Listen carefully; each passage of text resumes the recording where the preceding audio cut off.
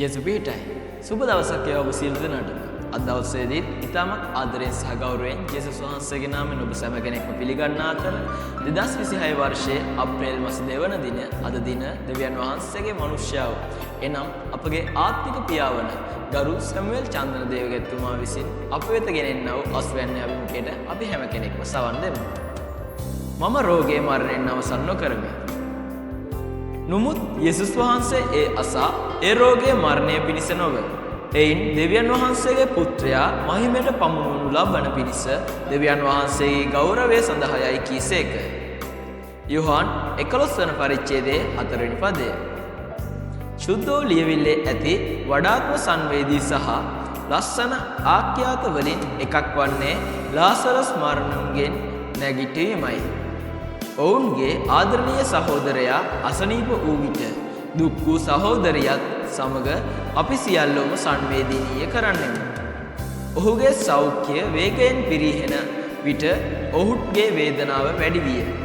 යේසුස් බොහෝ රෝගීන් සුව කරන ආකාරය ඔවුන් දැක ඇති අතර සමහරුන් මලවුන්ගෙන් පවා නැගිටවනු ලැබූ අතර බැවින් ඔවුහු කඩිමුඩියේ උන්වහන්සේ වෙත පැමිණ තමා බොහෝසේ ප්‍රේම කළ තැනැත්තා සුව කරන ලෙස හදිසි ඉල්ලීමක් යවෝය.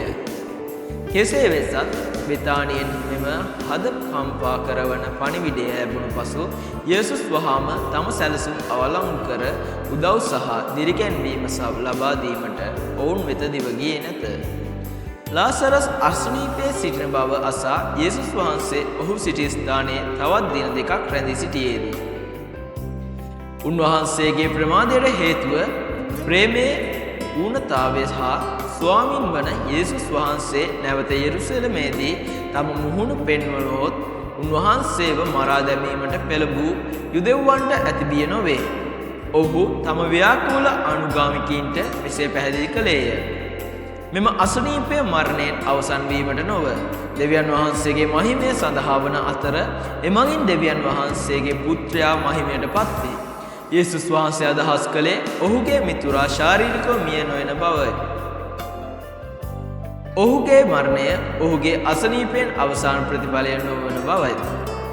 ඔහුගේ සහෝදරියත් මුහුණ දුන් ශෝකජනක කාලය විශ්වාස කිරීමෙන් ප්‍රීතිය හා ඇදහිල්ලෙන් ප්‍රතිස්ථාපනය වන බවත්ය. යේසුස් වහන්සේ තම පියා සමග නිරන්තර සහයෝගීතාවයක සිටියේය. දෙවියන් වහන්සේගේ සැලැස්ම ලාසරස්ගේ මරණය යොදාගෙන ඉතාමත් අපූර්ව සත්‍යයක් හෙළිදරව් කිරීම බව ඔහු දැන සිටිසේක. ඔහු මලවුන්ගෙන් නැවත නැගිටීමට ඔහු තුල සදාකාලික ජීවනය ඇති බවත් මෙම රෝගය මරණයෙන් අවසන් නොවන බව උන්වහන්සේ තම ආනුගාමිකයන්ට ආරංචිය ලැබුණු විට පැහැදිලි කළහ. එහෙත් ඔහු අවසානයේ බෙතානියට ආපසු පැමිණ විට ඔහුගේ අසනීප මරණයෙන් අවසන් වී තිබූ අතර ලාසරස්ගේ දේහය සීතල වී තිබූ අතර සොහොන්ගේ තුල අපට මෙසේ කීවේය. යේසුස් වහන්සේ හැඬුවේය. යේසුස් ස්වාමින් වහන්සේ කඳුළු යනු උන්වහන්සේ බොහෝසේ ප්‍රේම කළ නමුත් පාපයේ දඬුවමට යටත්ව සිටි මෙම දුක්පත් ශෝකජනක ආත්මයන්ගෙන් දුක්ඛිතභාවය කෙරෙහි අනුකම්පාවේ කඳුළු විය. මත් නිසාද පාපයේ කුලිය මරණය වන අතර මරණය යනු වැටුණු සෑම මිනිසෙකුගේම එරෙහිව පාපයේ අවසාන ජයග්‍රහණයයි. ඇදහිල්ලේ ප්‍රකාශනය මා කීවන් පසු ඔබත් පවසන්න. ස්වර්ගීය පියාණනි, ලාසරස්ගේ සුන්දර කතාව සහ මෙම විශ්මජනක ශුද්ධ ලියවිලි පාඨයෙන් මට ඉගෙන ගත හැකි බොහෝ පාඩම් සඳහා ඔබට ස්තුතියි. ඔබගේ මහිමයෙන්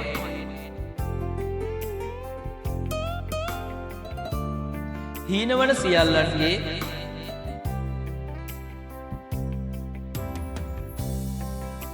නොවැළැක්විය හැකි ප්‍රතිඵලයක් වන අසනීප පාපය මරණය සහ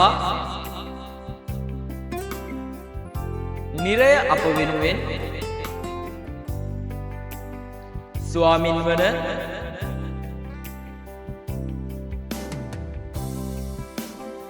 යේසුස් ක්‍රිස්තුස් වහන්සේගේ මරණය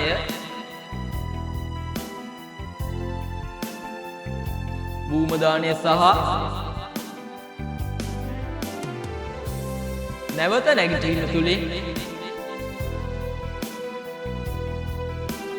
සදහටම ජයගෙන ඇති බවට ඔබට ස්තුතියි.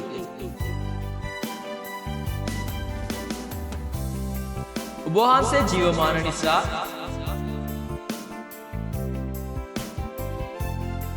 මම ජීවත් වන නිසා ඔබට ස්තුතියි. ඉදිරි සදාකාලික යුගවලදී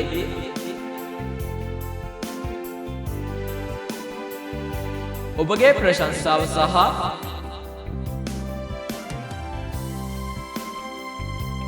මහිමය මම ගායනා කරමි.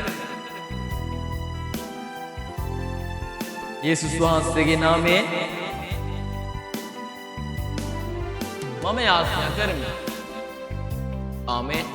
අද දවසේදී මේ දේව වචනය ඔබ හැම කෙනෙකුගේම ජීවිතවලට ආශිර්වාදයක්ම වේවා. ජෙස් වේටයි.